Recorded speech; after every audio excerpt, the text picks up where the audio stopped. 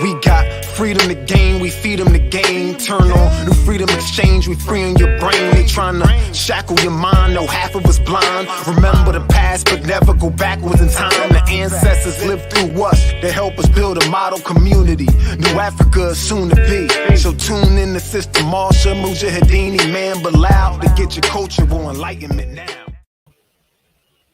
Welcome back to another edition of New Freedom Exchange, your cultural expression for social dignity and community empowerment.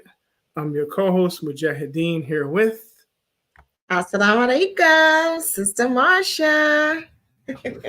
All right. So today, go ahead, you do it. Real quick, our dear beloved Imam Bilal is out on assignment, so he may come in, he may not, but traveling mercies to him. He's down there in Houston handling some big business. We want you all, for you all who are listening, let us know where you're watching us from. Absolutely. And just shout out to Bilal, right? I call him B. I think Mujahideen, sometimes you call him the Bilalian, right? But shout out to Bilal. You know, he's down in Houston as the brother just shared, and he's on the... Now tell me the name of the actual event that he's a part of, because it's a nice exposure for him to be a part of this event that happens down in Houston, I think annually. So what's the name of the event that he's a part of? It's the Resilience Con, highlighting African American Muslim history. Absolutely. So he is definitely representing for us, right? And we're here cheerleading and rooting for him.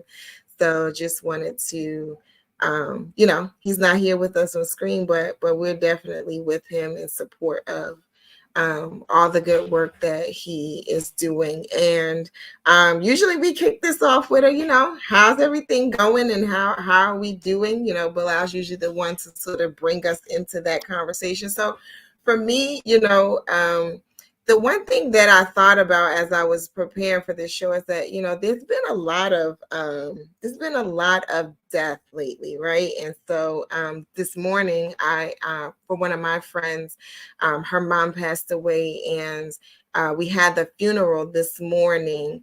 But it was really a celebration of her life. She lived to 93 years old, Miss Barbara Irvin. Shout out to my friend Tony Irvin, Doris Tony Irvin, who is her youngest of 4 daughters. But we really had a chance to, acknowledge all the good work that she did here during her life, her work with NAACP, her work with the Urban League. She had met President Obama back in 1986 before he was, president. And so there's a nice picture in the obituary of her and him from way back when, before we even knew that he would become the president. And so, it's nice to be able to celebrate life in that way. And, even in our own Muslim community here in the Newark area, we had a janazah for Sister Sharonda Ali Khan earlier this week. Imam Yasin, his grandmother, she also transitioned. And so her funeral was this week as well. And so, we just want to acknowledge those people in our lives who lost loved ones, but had the benefit and the pleasure and the honor of being connected to some really great people, and the impact that those people have had on the people that we love, right? That made make them who they are today. So I just wanted to acknowledge that in my reflections. How about you? Yeah, no, that was a good reminder for all of us. As you were sharing that, I just thought of my grandmother. About a few months ago now, she passed away. But as I'm driving around in Newark and just recalling, as a kid, ideas or memories are starting to come back. But as I think about, that reflection of death, it definitely gives us a greater value of our life. And we know that just like in creation, when one side, we see a lot of signs, and once the sun sets on one side of the globe, on the other side, it's the sunrise. And so we just have to stay connected.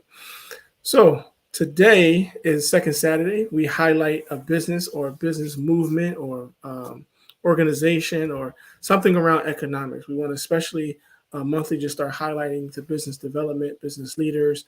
And we have a special guest today, an organization today, the National Muslim Business Council. It started off as a conference and now it's a council, and it may be becoming a commission. I just put that out there, but no pressure. But the National NMBC is having their annual conference, and we're going to bring on our dear sister, Janaki Abdullah. Assalamu alaikum. Welcome. Wa alaikum assalam, and thank you for inviting NMBC to speak tonight. Yeah, we are having our upcoming conference, which we refer to now as a global summit, because now NMBC is global, okay? And that will be May 3rd through the 5th of this year. So we're hoping that everyone will come out and save the date. The Global Summit will be held in Raleigh, the Raleigh-Durham, North Carolina area. And we will be discussing real estate seminars, economic resources, an expo, and a trade show. If you want more information about it, you can go to our website, which is www.nationalmbc.org, or call us at 888-776-9908. The conference will also feature a Back to Africa movement with Bashir Sheikh. He was he was really our interpreter when we went to Senegal in 2022. And that's where we began that international connection through him and the contacts that were made then. And also, in terms of the what the conference is about, our objectives or goals for it, we're going to look. We have here in terms of returning from Africa. We are excited to invite you to the 2024 NMBC Global Summit, which will be held May 3rd through the 5th, 2024. The NMBC Global Summit purpose of this year is to focus on equity and economics, emphasizing importing and exporting. This year, we are returning to Raleigh-Durham Research Triangle. The conference will be May 3rd through 5th, 2024, after returning from Senegal, West Africa in 2022. Why should you be there? We are about community development. Education, business, cultural, and government continues to be a legacy to increase economic opportunities and reinforcing the mission of NMBC. And those four things are the emphasis that Imam Muhammad gave us. May Allah be pleased with him, concerning education, business development, cultural, and government. Those are the focuses that we see as ways to bring life to a community. This year's trade show will include over 50 national and international products and service exhibitors. This year, the conference focuses on connecting and doing business with each other globally. Our community has billions of dollars circulating throughout it. It's time to join together, create economic impact, and grow our businesses. Where will it be? It will be in Raleigh. The Raleigh-Durham area is one of the fastest growing areas in the country, with a 49% increase in population since 2001. It was featured prominently in a number of top 10 lists, including those by Forbes, MSNBC, and Money Magazine, due to its quality of life and business climate. It is home to 3 of the Forbes Fortune 500 companies. There is an estimated 26,000 Muslims in North Carolina, reflecting a 30% increase in the number of Muslims living in the state over the past decade. From an Islamic and non-Islamic perspective, how can we work together for the advancement of our communities? And again, I want you to please come out to help us in this global summit on May 3rd through 5th. We hope that we can encourage you to come and be a part of this, I would say, historic event in terms of us reaching out globally to our African brothers and sisters. And really, they're asking us to do business with them, wanting us to become a part of their development. So this is something that, it could be, I mean, I can't imagine, but I'm hoping something great, in terms of Africans and African Americans, part of the diaspora, actually building economic life, because I think we're at a crossroads right now. African Americans, we're being pressured at this point now to build community life, to build sound businesses, and they at this point, in terms of neocolonialism, trying to get rid of their former colonizers, are needing to get their economics together also. So we have a common interest, both here in America and abroad, and hopefully as we move forward and you all come out to participate in the global summit, we can have a dialogue about how we can help each other to grow. Now, so if you must be there, please be there. You can reach us by toll free at 888-776-9908, 704-201-1353 on WhatsApp. If you have questions, you can also visit the website at www.nationalmbc.org for further information. And if you have any questions about what NMBC is, now, are you familiar with what the National Muslim Business Council is?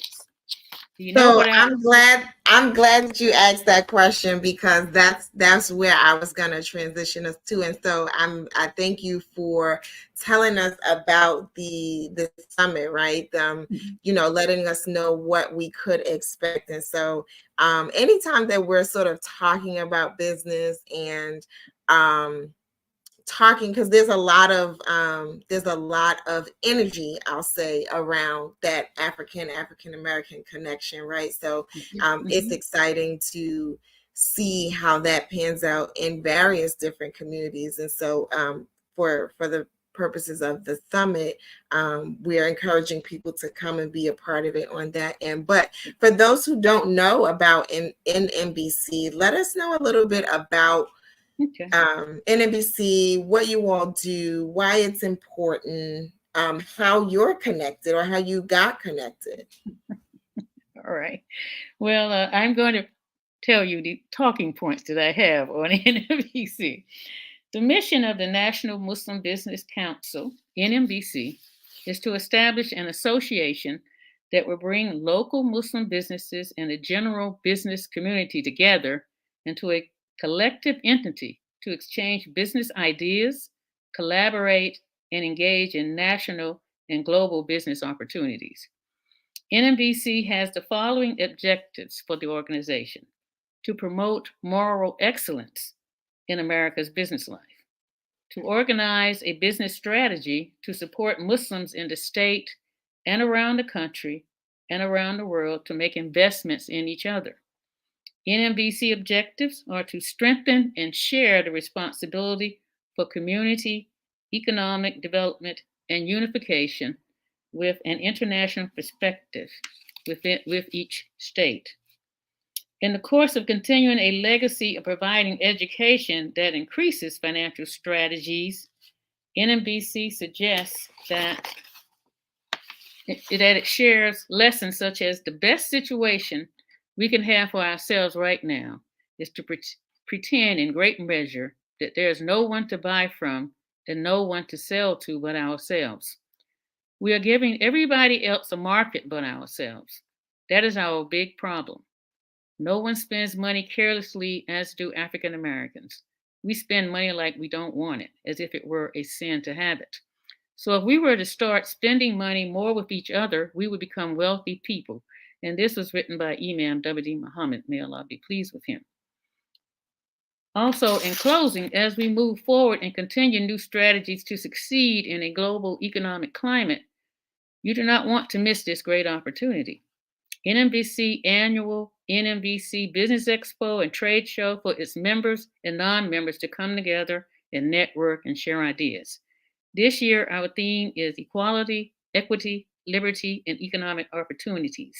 This means that a person who has the willingness to invest in his or her time into getting the education and experience that is needed in order to become self employed with a defined industry while developing a business that offers products or services that meets the needs of a community, establishing strong business partnerships that foster the spirit of the entrepreneurship, which creates financial independence for oneself. History shows Honorable Elijah Muhammad, may Allah be pleased with him, inspired that do for self slogan and the do for self ideology, and initiated this business and economic strategy for African Americans in the 1930s up until his passing. Then his son, Imam Deen Muhammad, may Allah be pleased with him, continued the do for self strategy and brought about the four initiatives. Some refer to as the four birds of business, education, culture, and government. History shows prominent business men and women who have testified that they have been inspired by do for self and have made a mark in business societies throughout the world today. Elijah Muhammad, he inspired Muslims and non-Muslims to be financially independent. For example, Brother Lukman Abdul Haq, known as Kenny Gamble in the music and recording business. Joe Dudley Sr. In Greensboro, and I just heard he passed away recently, just a couple of days ago. He is in the hair care business, and Brother Imam Kenneth and his wife, Sister Margaret Rosemary Muhammad in Raleigh, North Carolina, are just a few to mention. So, as Brother David K. Hassan, who was the president, he passed shortly after we returned from Senegal. May Allah be pleased with him. He would say, let us all stay focused, do for self, and continue to build a model community. So thank you and allowing me to talk about that objective. And then you asked me, how did I become involved in it? Yes. Well, I know David K. Hassan. I knew him. He and I, we were young Muslim families back in the 80s, okay, early 80s. And he'd always been a business person. And he became involved with NMBC, and Imam Muhammad had encouraged him to promote the National Muslim Business Council. And when Imam Muhammad passed, NMBC to me was the only thing still moving, still trying to do what Imam Muhammad wanted us to do, at least in North Carolina, and it is a nationwide program. And so I was conscious of what he was doing in North Carolina. And so I became involved because I saw that he was still trying to do the programs, especially the economic one, because we had so many success and failures with it, because I was part of CPC and AMCOC. And so I saw that those programs, I saw them come and go. I just say it like that. They came and they went. And, it did, I guess to some degree you can become a little deflated or a little disappointed that they did not last, that they did not reach their goal of success. But so I see the Imam Muhammad did not give up, and David K. Hassan, may Allah be pleased with both of them. He was eager to pick up something and try to move that economic development farther down the road. And so seeing that, I was willing to help. And he know I like to write. I usually like to write. I do write the little articles. Journalism is in my background. So I started helping with that, and then went on and helped also in the background with their at their expos and conferences. And so I'm still here. We still moving. Okay, so that's a good sign. Absolutely. And so I'm curious to know, for businesses in the now, okay, so before I ask this question, let me ask another question. NMBC, is it for businesses to become members, and are they Muslim businesses? Are they African American businesses? Can you tell us a little bit about like how a business person becomes involved, or what the criteria are? Well, they have we do have both. We have business people and non Muslims and non-Muslims. I say that Muslims and Okay. non-Muslims. Mm-hmm. Both of them, you can become a member of NMBC and become, and then become engaged with, because it's about education. The whole conference is about educating the person. And we I remember we're trying to get chapters in each area, So pretty much I remember David saying many years ago, like a Muslim Chamber of Commerce. That's the way he would always sum it up in that type of idea. So if we get chapters in different places, then that way, you have your local education arm, and you're able to communicate with the national office out of Raleigh. So right now, I am aware of a lot of the people in North Carolina who have, worked with NNBC to do their business, to grow in their businesses, and they've been acknowledged for their success also. So it is. Absolutely. Okay. No, that was wonderful. I appreciate you for sharing that, because for those who aren't familiar, I know even for myself, I'm just learning about NNBC. I know that in my work with the Muslim Journals, A Time to Be Grateful, uh, Brother David and his wife there was an honorarium for them and the work that they do for businesses in our community. And we need a platform and an effort that educates people about business in our community, shares opportunities to do some different things as it relates to business. I like that idea of the Chamber of Commerce, right? The Black Muslim Chamber of Commerce. And so, those things I would love to see come to life. I know that we had something of that magnitude here in New Jersey at one time. And so I know that those sorts of things are possible. And we need to come together in a collective effort to see our work really push forward. One of the things I did hear you mention earlier was about international trade, right? That's and I as I know it, and I don't know a bunch about it, but what I do know about it is that it does help for there to be this collective that moves in that space, because you'll be charting some uncharted waters in terms of doing business outside of the country, and then I'm sure regulations change. I'm sure the way business is done changes. I'm sure the risk factors change, and so to be able to move in a collective vein would be of benefit. And then you mentioned some acronyms I wanted our audience to know a little bit about. You mentioned CPC, and then there was another one. I don't remember that acronym. But okay, I'm trying to remember what they meant too now. Okay, making me refresh my memory. Yes. CPC was collective purchasing conference or committee or something. I can't remember what that last C was. And then we had American Muslim Collective. AMCOT. American Muslim Collective. Now you got to make me remember, because I have forgotten. That's okay. That's okay. It was more about bringing out the purposes of those efforts, and I was wondering if those were sort of precursors to NMBC. I would think that they were, because I guess trial and error. Us dropping the ball here and then picking it up on another level.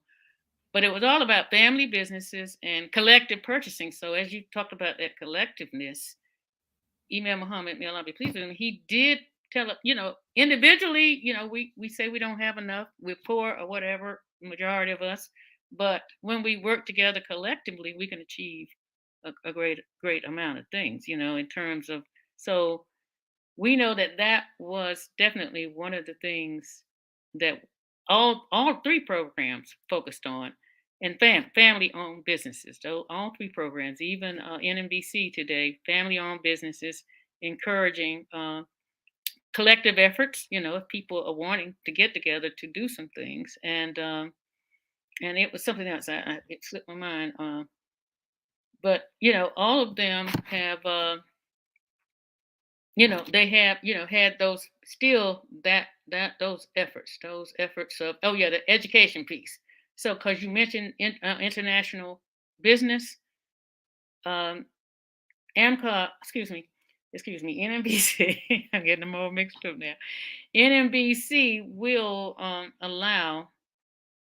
have access. You have access to someone who would speak on that, speak upon the process of how you can go about doing international trade.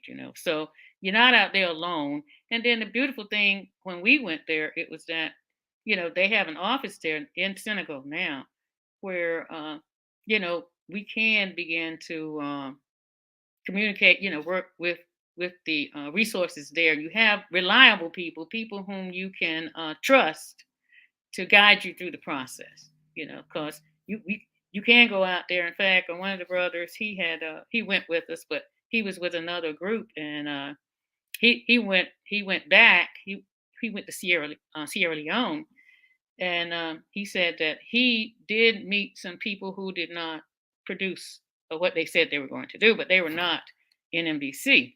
So you do need reliable people trustworthy people who will take you through the process towards success instead of taking your money. So that's the beautiful thing in terms of education, then expertise, and having reliable people to whom you can trust and to guide you through the process. Yeah, no, I think that is really important. I've heard of quite a few recent efforts in the international business, international trade, and so that's definitely key. So I'm glad that will be a component of the summit. And then the fact that you highlighted the fact that NBC, I always do that, NMBC, that there is an emphasis on family businesses, right? And so there are so many people in the African American and the African American Muslim community that are starting businesses, that have thriving businesses. And so it appears, at least to me anyway, and I, what do I know? But it appears that those efforts are, they're operating in their spaces independently. So it's nice to know that there is this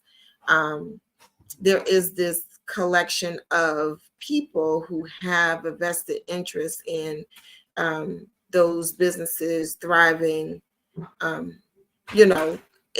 this space. So even if you're, I'm in New Jersey, right? You're in North Carolina. And so I'm in New Jersey. And so if I have a business here, albeit small, big, whatever, to know that I could connect with the National Muslim Business Council is invaluable, right? And sometimes I feel like we don't make those connections, one, because we don't know.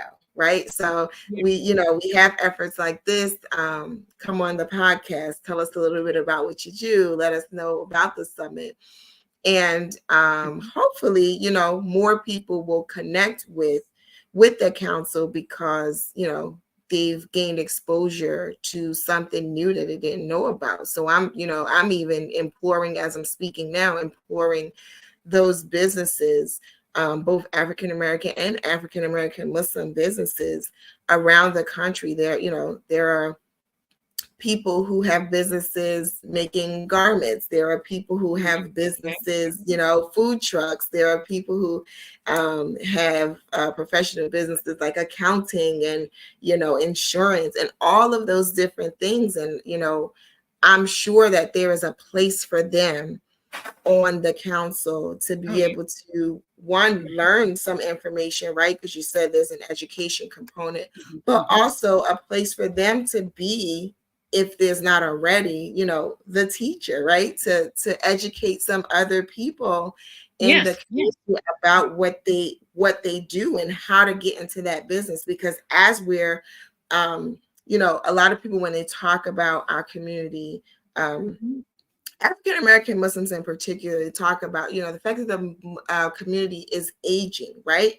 And in that, there's going to be a transition. And so these long-standing businesses that we've known for all of our lives, at some point will make a transition. And so we want to make sure that there are people in the community that have education around business to make that transition smooth, right? Does the business go away because the person leaves?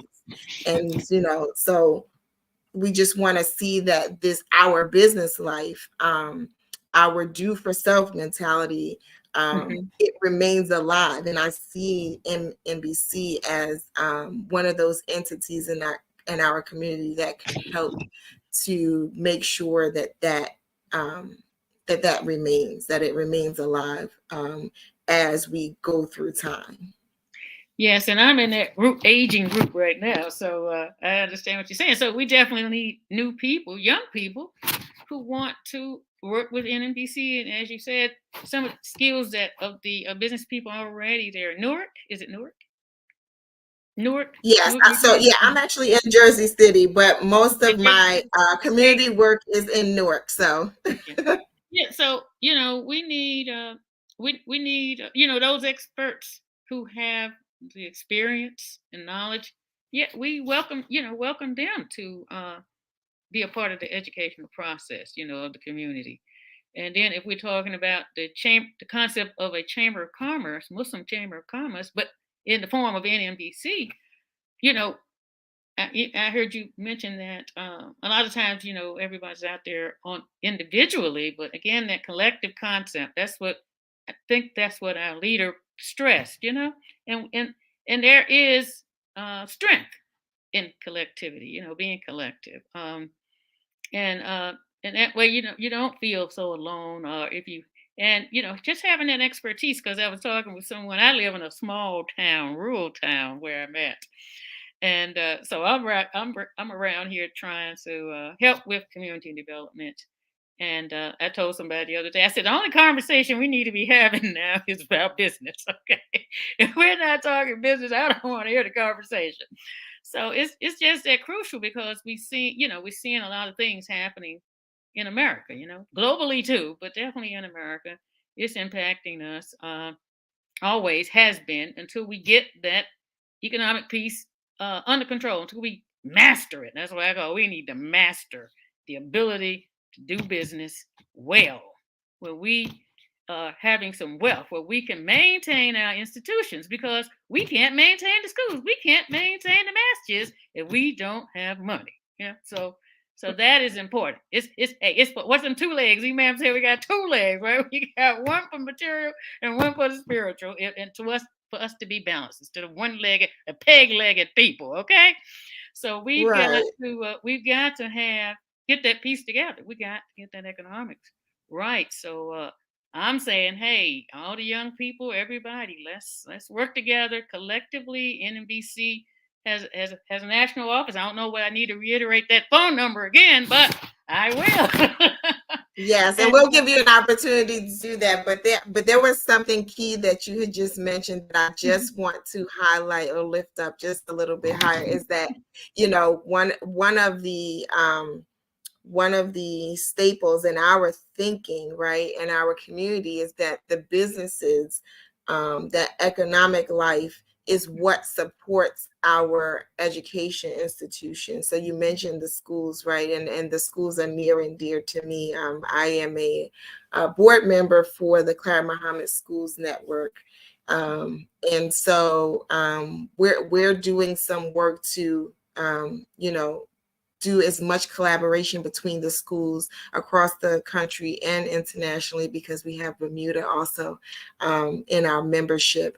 And so I just wanted to reiterate what you had mentioned about the businesses, or that strategy of having the businesses to support the institutions, and that's key. And so, again, all businesses out there, small, large, African American, Muslim, we are looking for you to be a part of this effort with NNBC. They are still striving towards a Chamber of Commerce model, and we're not going to give that, striving up. So right. for that's right. So those of you who are watching and listening and have a business, want a business, have been thriving in business, let's come together. Let's come together and talk about how we can do more things collectively and how those collective efforts can connect us to the business opportunities both here in America as well as internationally in Africa. You mentioned Senegal. We got a chance to meet Brother Sake in at A Time to Be Grateful as well. He was there. And so we have the connections. The opportunities are there. We want to go in collectively. We want to be effective, and we want to be able to see the vision that was laid out by Imam Wafaddin Muhammad. May Allah be pleased with him. And we want to thrive as a community, and we can do it. We absolutely can do it. And it'll just take a collective effort, trust amongst one another, in education, making sure that we do it right, that you emphasize that we learn how to do business well. And I think that we can learn that from each other. So I'm looking forward to it. If you could just tell us again about the summit, when it's happening, where it's happening. Tell us those phone numbers that we are supposed to call so that we can connect with you. Okay, so NNBC will be hosting its a global summit from May 3rd through the 5th in the Raleigh-Durham, North Carolina area. We will have seminars on real estate, economic resources, and an expo and trade show. We're featuring a Back to Africa movement with Bashir Sake, and we'll be talking about import, export, and community development. For more information on the upcoming Global Summit, you can call us at 888-776-9908, or you can call us at WhatsApp at 704-201-1353, or go to the website at www.nationalmbc.org. And thank you very much for having me this evening. And I hope to see you all on May 3rd through 5th. Save the date, all right? Assalamu alaikum. All right. Now we appreciate that, and as y'all was rolling, I didn't want to interrupt the show. Y'all was not just sharing the information, but also teaching. And one thing that came to mind, since we are in what we're calling New Freedom February, there is something in our history in reference to this collective economics. So I just want to share this one resource. It's called Collective Courage.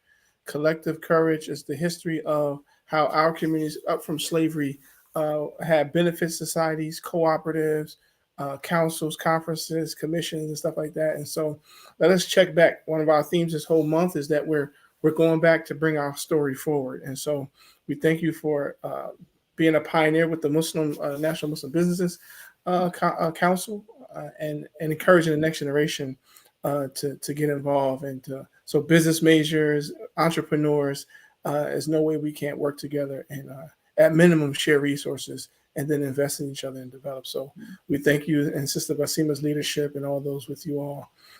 Keep up the great work, and we're here as one of your supporters as well. Well, thank you very much. And with business development, we will be able to recruit more people. We can do some dawah through business, okay? Absolutely, business is dawah. Hey, we have more people coming when they see some material. They see some material results. They would definitely come on board. Yes, they will. Absolutely. So we thank you all for tuning in and watching us, and share, like, and subscribe, as they say. And we look forward to seeing you all again next time, same station. same dial. Until next time, peace. Assalamualaikum. Alaikum. And don't forget, next week is HijabFest. They will still be doing HijabFest. Check that out. And till next time. Sending love in every shade of brown to you. Sending love in every shade of brown to you. Sending love in every shade of brown to you. Sending love in every shade of brown, shade of brown. They say the first cut'll be the one that sets the tone, to add pressure to a lesser known flesh and bone, to look different than the picture shown, and to be a rebel means you're not about to settle till you get your own. This one's for all my outside of the box thinkers, with bumblebee stingers and paper cut fingers and scrapes on their kneecaps. I know the pain lingers. The healthy way to heal a broken wing is to give it love. Sending love in every shade of brown to you. Sending love in every shade of brown to you. Sending love in every shade of brown to you. Sending love in every shade of brown, shade of brown. Yeah, the thing about community is how proud it is. We understand what well balanced and what grounded is. And love is the hinge that heals and mends, conceals and blends, and keeps us all covered. That's groundage is. We say it's all black when it's all love, and it's brown when it's all good. Groundage is. We help heal the hurt. So put us on. So put us on. I said you gotta put us on.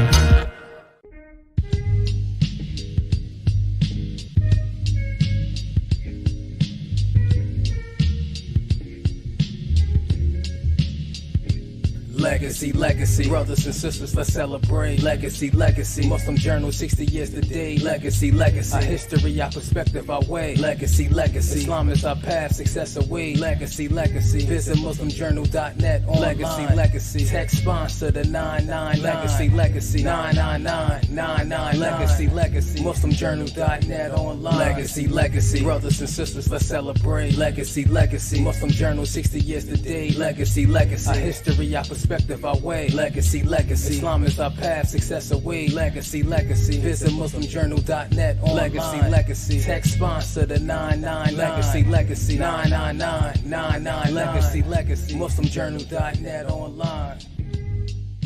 You ready? Tell me where to go. Assalamu alaikum. HU, you know I'm going to be in the place for HijabFest on February 17th. I am so excited, but I got to see you in the place. You got to get your tickets. You haven't gotten them yet? Get them now before it sells out. Me, Village Auntie, I'll be in the place. I need to see you there too. See you on February 17th at Howard University, the Mecca. Assalamu alaikum.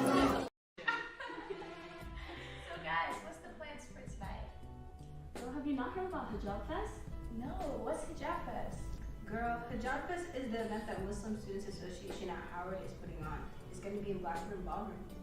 And check this out. There's going to be food and Village Aunties coming as a guest speaker. Village Aunties? Oh, there's a fashion show. Lashes Moto of the Year, she's going to be there. Fatu? Oh,